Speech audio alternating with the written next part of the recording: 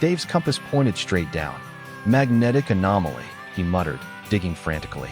2 hours later, he struck metal. A rusty box emerged. Inside, 30 identical compasses, all pointing down. His heart pounded. A treasure map? Ancient burial site? Lost expedition? Dave kept digging. He hit concrete, then a hatch, then a ladder leading into. "Welcome to emergency bunker number 47, chirped a cheerful robot. You've discovered our compass network. Congratulations on completing the 50-year treasure hunt." Dave blinked. Treasure hunt. Prize: unlimited camping supplies and a GPS that actually works. Dave looked at his broken compass. Best navigation failure ever.